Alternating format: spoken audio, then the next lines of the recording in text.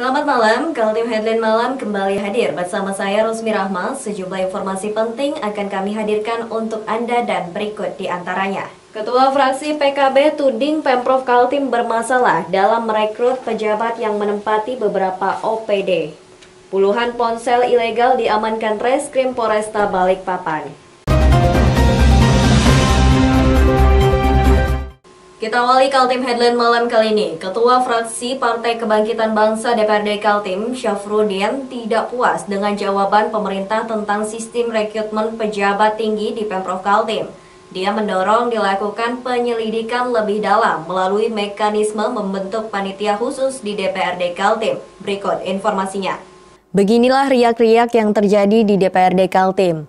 Legislatif berusaha memainkan perannya secara maksimal dengan melakukan pengawasan atas kerja eksekutif, seperti dalam merekrut pejabat tinggi yang menempati kursi lowong di beberapa OPD atau organisasi perangkat daerah. Adalah fraksi Partai Kebangkitan Bangsa yang membuka adanya dugaan tidak sehatnya sistem rekrutmen pejabat di Pemprov Kaltim.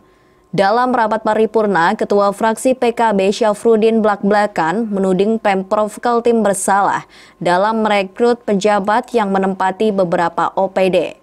Kita udah dengar penjelasan Pak Wakil Gubernur, tapi sama sekali tidak menyentuh substansi apa yang dipertanyakan oleh fraksi PKB.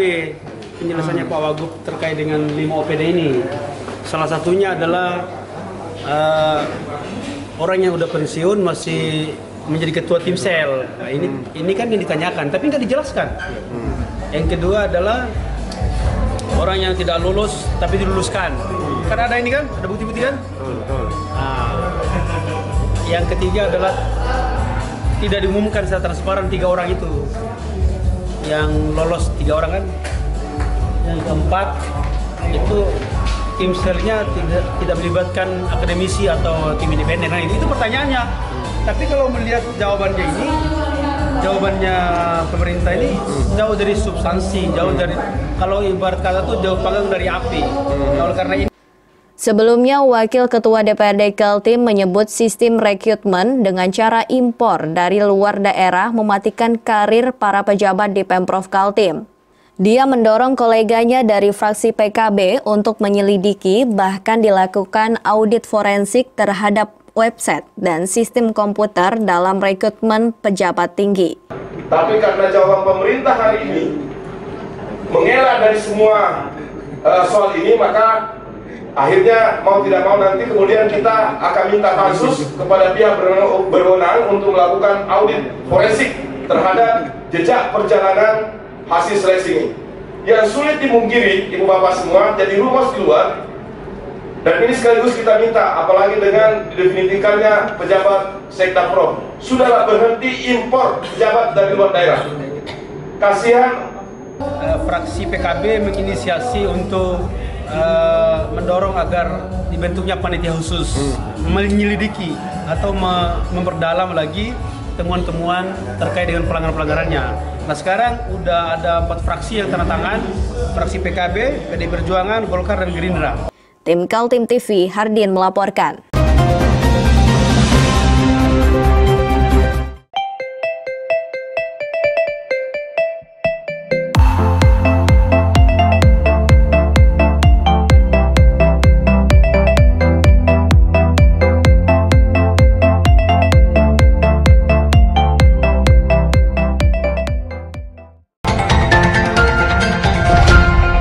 Unit Tipiter Polresta Balikpapan amankan puluhan ponsel ilegal. Ponsel ilegal dibeli secara online di Jakarta dan Batam.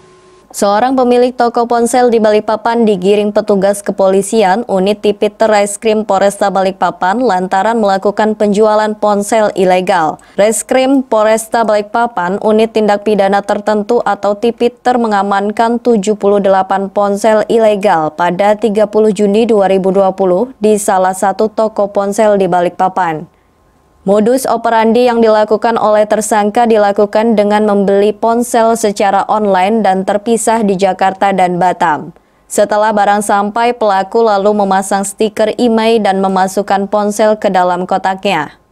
Kasat Jatanras Polresta Balikpapan Kompol Arif Agus Wijayanto mengatakan, tersangka RS melakukan pembelian ponsel merek iPhone secara online dan terpisah antara ponsel kotak dan stiker IMEI.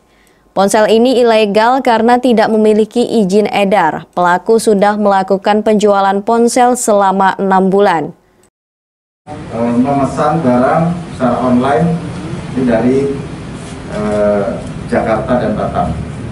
Nah, kemudian itu perorangan ya, dia beli perorangan ke sana, keterangan dari yang bersangkutan. Kemudian pengiriman barang tidak secara langsung utuh, tapi terpisah. Ya, sampaikan lagi. Jadi ada dus handphone sendiri, kemudian handphonenya dan kemudian stikernya, jadi terpisah. Kemudian yang bersangkutan lah di sini menyatukan itu semuanya. Ini berarti melalui jalur ekspedisi, Komandan, masuknya? Ya. Sementara itu, tersangka RS saat dikonfirmasi tidak menjawab sejumlah pertanyaan dari awak media. Tersangka RS akan dikenakan Undang-Undang Perlindungan Konsumen dengan ancaman hukuman 5 tahun penjara. Dari Balikpapan, Muhammad Idris, Tim Kaltim TV melaporkan.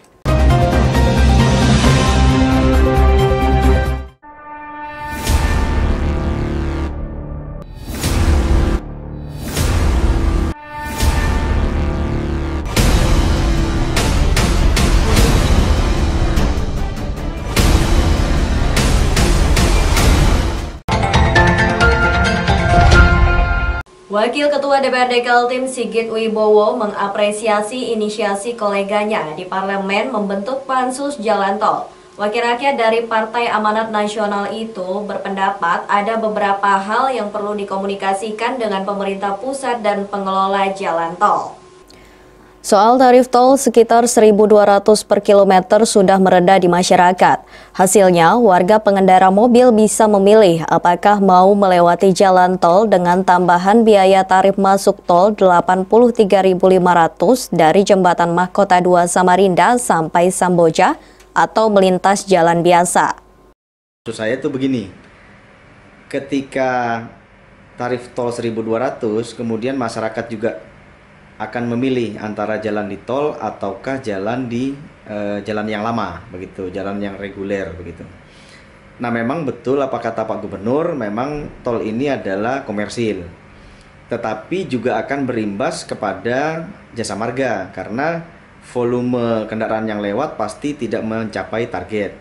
Karena menurut informasi bahwa jasa marga itu menargetkan 40 tahun mereka BEP, begitu. Nah, memang menurut saya adalah seleksi alam, begitu, seleksi alam. Nah, makanya saya mengusulkan pihak jasa marga atau pemerintah pusat melalui Kementerian PUPR supaya bisa merevisi, paling tidak menurunkan tarif tol tersebut, begitu. Pansus atau Panitia Khusus Jalan Tol sudah digulirkan di DPRD Kaltim. Petisi telah ditandatangani setidaknya 25 orang wakil rakyat. Rencana penggagasnya Sarkowi Fezahri, usulan itu tinggal disampaikan pada sidang paripurna berikutnya. Sigit Wibowo berpendapat gagasan pansus oleh koleganya di DPRD tidak hanya bermuara pada soal tarif tol, tapi ada beberapa persoalan yang muncul yang memang memerlukan tindak lanjut. Setidaknya ada 4 persoalan, yaitu soal tarif, soal ganti rugi lahan yang masih ada tuntutan dari masyarakat, soal banjir di kilometer 36 yang diduga karena air terhalang jalan tol, dan terakhir mengenai dana APBD Kaltim sebesar 3,3 triliun untuk membangun jalan tol. Nah, sebenarnya bukan hanya soal tarif yang akan akan dibicarakan, akan dipertanyakan dan akan dibahas, tetapi juga sebenarnya proses ganti rugi lahan, begitu, ganti rugi lahan, karena ini ada masyarakat juga yang menyampaikan ke DPR bahwa belum diselesaikan. Ya, anggaran 3 triliun kalau menurut saya itu adalah investasi pemerintah Provinsi Kalimantan Timur terhadap tol. Kalau menurut saya bisa saja 3 triliun itu kita minta kepada pemerintah pusat sebagai investasi, salah satunya ya, sebagai investasi. Kemudian nanti mengembalikan itu mungkin ya bisa saja dengan program-program yang lain, begitu kan? Karena kalau kita hitungan-hitungan dengan tol juga, ini sudah karena kewenangannya adalah pusat, begitu kan, tidak mungkin juga, begitu. Nah mungkin kalau kita invest 3 triliun, kemudian nanti pemerintah pusat kita minta bantuan melalui dana alokasi khusus untuk jalan-jalan kita yang lain, ya kita minta kepada mereka untuk membantu, begitu. Kita minta. Sejumlah jalan di Kalimantan Timur masih membutuhkan campur tangan anggaran pemerintah pusat. Sigit berharap ada kompensasi dari masuknya APBD Kaltim ke jalan tol. Tim Kaltim TV Hardin melaporkan.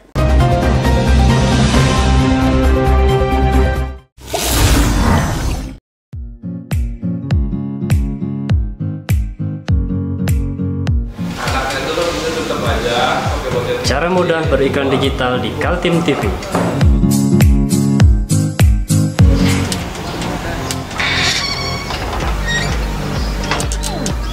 Yang pertama, jadilah sahabat Kaltim TV.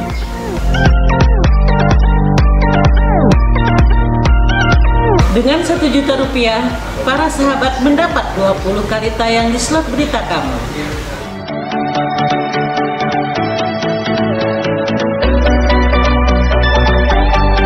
Dengan 20 detik dapat menjangkau 20.000 penonton. Anda beruntung karena mendapat kesempatan perdana dari kami. Ayo jadilah sahabat Kaltim TV.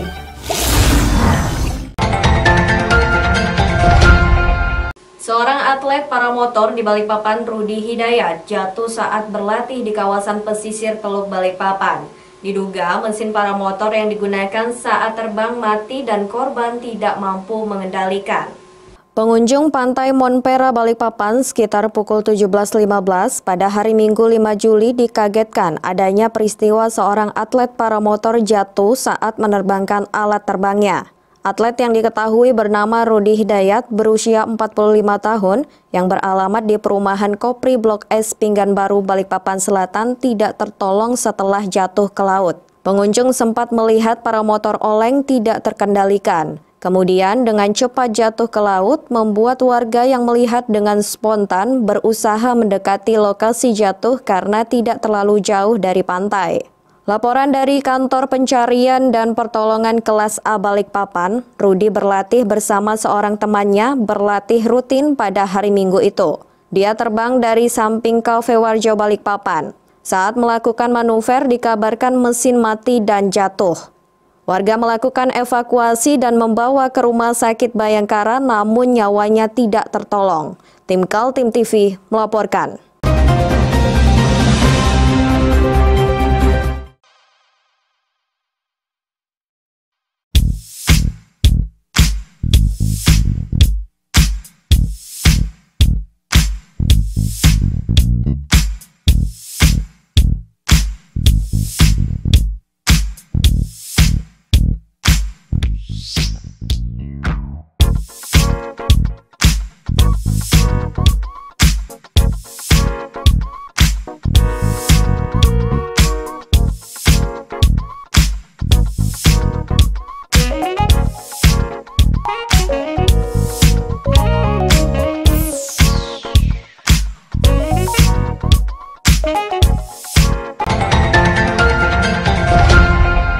Seorang anggota polisi mengisi waktu kosongnya dengan berkreasi membuat foto di atas papan. Hal ini dilakukan sejak COVID-19 merebak di Balikpapan. Berikut informasinya. Di tengah pandemi COVID-19, banyak yang bisa dilakukan untuk memenuhi kebutuhan ekonomi rumah tangga. Seperti yang dilakukan oleh seorang warga Bukit Cinta Balikpapan Selatan ini dengan berkreasi menciptakan foto di atas papan yang hasilnya sangat unik dan bagus. Hijrah warga Bukit Cinta ini mengisi waktu kosongnya dengan membuat foto di atas sebuah papan. Pekerjaan ini dapat menambah perekonomian keluarga. Hijrah yang juga sebagai anggota kepolisian Polresta Balikpapan ini membuat kerajinan foto di atas papan sejak 3 bulan terakhir dengan belajar secara otodidak dari YouTube. Pembuatan foto di atas papan ini cukup sederhana. Permukaan kayu yang halus diberi cairan khusus, selanjutnya foto direkatkan dan dibiarkan selama 15 menit. Setelah itu baru dikupas dan terlihat hasilnya. Hijrah menyampaikan kesulitan hanya pada pengupasan foto saja. Jika gagal, maka gambar yang dihasilkan akan rusak dan tidak bisa digunakan. Ini lukisannya transfer foto ke papan kayu. Nah ini gimana proses pembuatan tadi itu, masih ada yang ini ya, rumit atau enggak sih?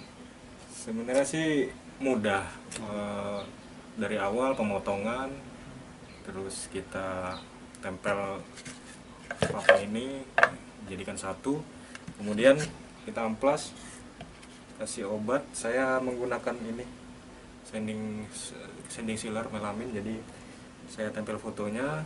Yang agak rumit itu ketika ngupas fotonya itu. Kalau nggak hati-hati, nggak teliti, dia bisa robek. Rusak ya? Bisa rusak. Jadi kalau sudah rusak, kita nggak bisa, ini harus kita ulangi lagi. Selain kesulitan mengupas hasil foto, bahan kayu yang merupakan jati Belanda saat ini sudah didapatkan sehingga harus membeli dengan harga yang cukup tinggi. Bahannya agak susah juga, Mas, karena saya aja beli, Mas. Beli ya? Untuk papan jati Belandanya saya beli, jadi agak susah didapat. Saat ini jumlah pesanan sudah banyak. Dalam satu hari mampu menyelesaikan hingga 10 pesanan. Kedepannya rencananya akan membuat model lain yang bahan utamanya dari kayu. Dari Balikpapan, Muhammad Idris, tim Kaltim TV.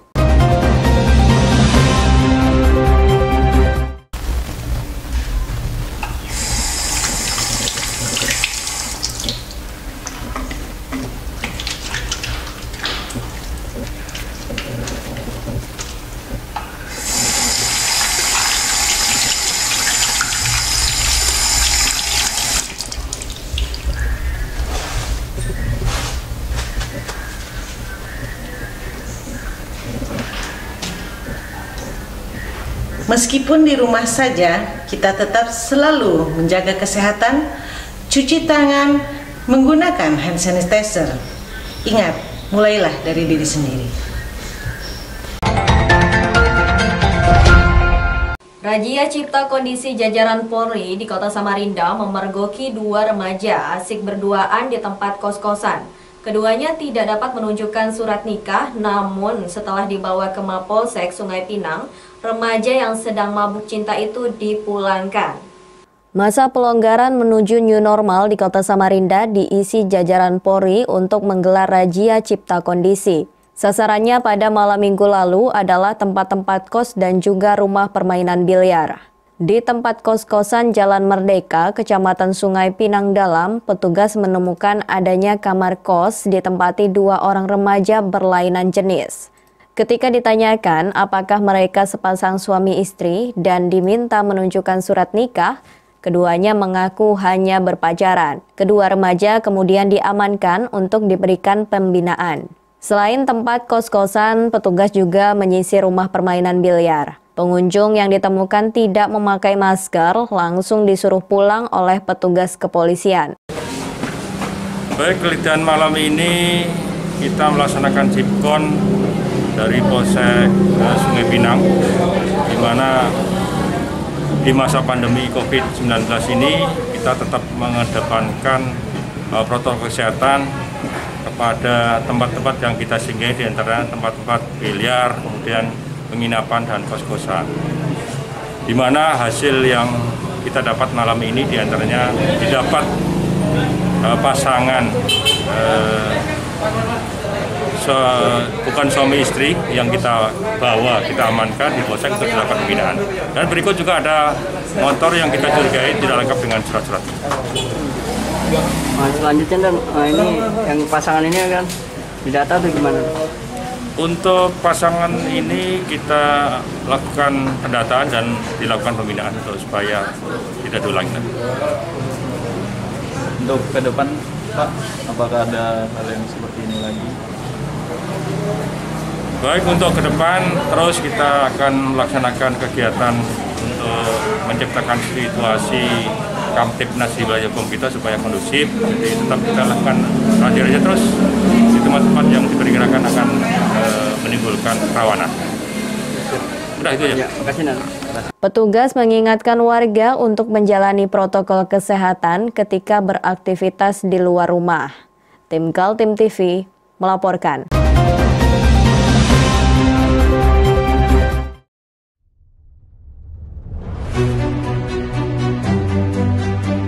Hari ini kita ada kegiatan untuk membungkus sembako untuk dibagikan ke masyarakat yang membutuhkan karena COVID-19 ini. Semoga kita sukses semua. Harus kerjasama yang bagus. Pancasila! Pancasila!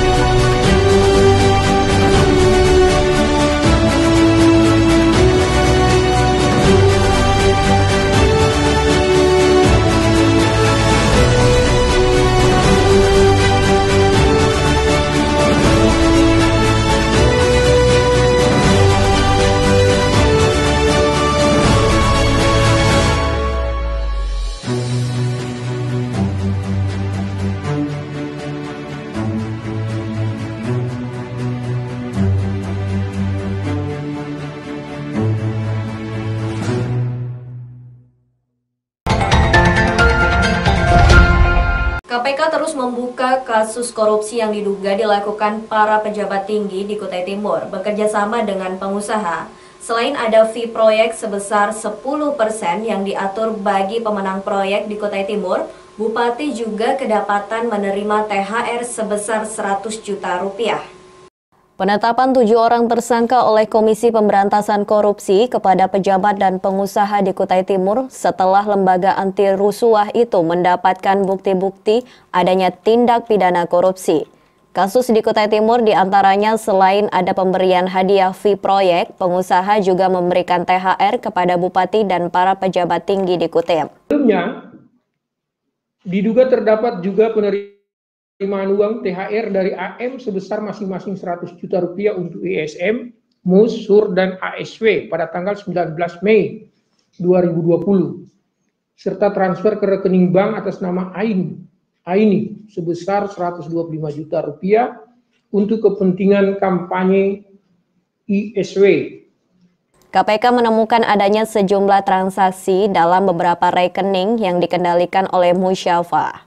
Dia adalah orang kepercayaan Bupati yang tugasnya selain sebagai Kepala Badan Pendapatan Daerah Kutim, juga melakukan intervensi dalam menentukan pemenang proyek di Dinas Pendidikan dan Dinas Pekerjaan Umum Kutim. Diduga terdapat beberapa transaksi berupa penerimaan sejumlah uang dari rekanan kepada MUS melalui beberapa rekening bank atas nama MUS, yaitu Bank Mandiri, Bank Syariah Mandiri, Bank Mega, Bank Kaltimtara, terkait dengan pekerjaan yang sudah didapatkan di Pemkab Kutim. Saat ini total saldo yang masih tersimpan di rekening-rekening tersebut sekitar 4,8 miliar rupiah. Terdapat penerimaan uang melalui ATM atas nama Irwansyah, saudara dari DA, yang diserahkan kepada EU sebesar 200 juta rupiah. Ketujuh tersangka kini sudah ditahan KPK dengan pasal Undang-Undang Anti Korupsi. Tim Kaltim TV melaporkan.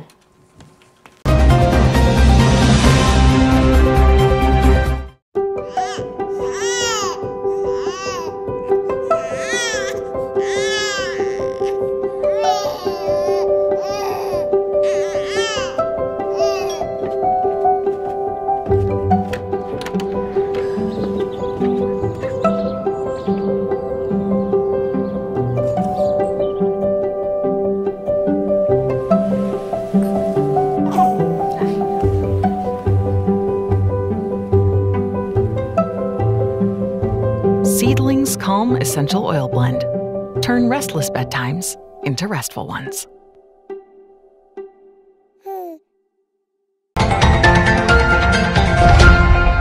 Persoalan Perusda dan badan usaha milik daerah yang carut-marut tidak memberikan kontribusi mencapai titik klimaks. Setelah menjadi sorotan semua fraksi, Wakil Gubernur Kaltim membenahi secara menyeluruh Perusda yang ada. Inilah titik klimaks permasalahan Perusda di Kalimantan Timur. Setelah melalui kritik keras Komisi 2 dan juga fraksi-fraksi pada sidang paripurna LKPJ, laporan keterangan pertanggungjawaban Gubernur Kaltim tahun 2019, Wakil Gubernur Kaltim Hadi Mulyadi menyepakati untuk membenahi Perusda-Perusda yang sakit. Yang saya persoalkan tentang Perusda ini sejak saya di DPRD Provinsi ini juga sama seperti yang Bapak rasakan. Sehingga kesempatan pada hari ini menjadi momen yang berharga bagi saya. Saya minta kepada Sekda dan Asisten, habis Jumat ini kita rapat. Kita akan membahas Perusda ini sedetail-detailnya, dan ini saya menyadari ini merugikan pemerintah Provinsi Kalimantan Timur dan masyarakat Kalimantan Timur. Untuk itu saya ucapkan terima kasih sebesar-besarnya kepada anggota DPD yang mendukung persoalan ini, dan kita tidak ingin Kalimantan Timur dirugikan lagi dengan pengelolaan Perusda yang tidak tepat guna dan tidak efektif dan tidak efisien. Terima kasih. Klimaks tentang Perusda, Perumda, dan BUMD disampaikan Andi Harun, Wakil Ketua DPRD Kaltim. Ketua Partai Gerindra Kaltim itu menyebutkan carut-marut Perusda tidak boleh didiamkan terlalu lama, sehingga sakitnya semakin parah. Selain Perusda pertambangan yang lokusnya adalah Perusda pertambangan hingga hari ini, puluhan tahun belum memiliki satupun perusahaan tambang, juga Perusda perkebunan hingga hari ini juga tidak memiliki satupun lahan perkebunan. Bagaimana mungkin sebuah Perusda dibentuk untuk melakukan pengolahan perkebunan tapi tidak memiliki lahan kebun sekalipun? Termasuk Perusda kehutanan yang oleh Pak Wakil Gubernur hanya memiliki 2 kerjasama tadi, dan ini harus segera dievaluasi dalam laporan nota keuangan, itu kontribusinya bahkan nihil. Hampir semua Perusda disoroti Komisi 2 DPRD Kaltim, termasuk yang sudah memberi kontribusi bagi PAD seperti Bank Kaltim Tara dan PT Migas Mandiri Pratama sebagai pengelola saham partisipasi interest sebesar 10% dari wilayah konsesi Migas Mahakam. Tim Kaltim TV, Hardin melaporkan.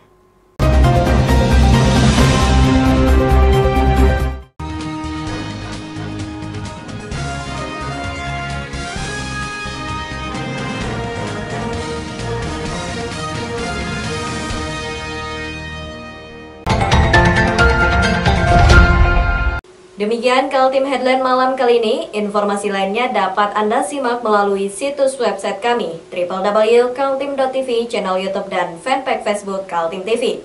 Saya Rosmi Rahma bersama kerabat kerja yang bertugas pamit undur diri dan sampai jumpa.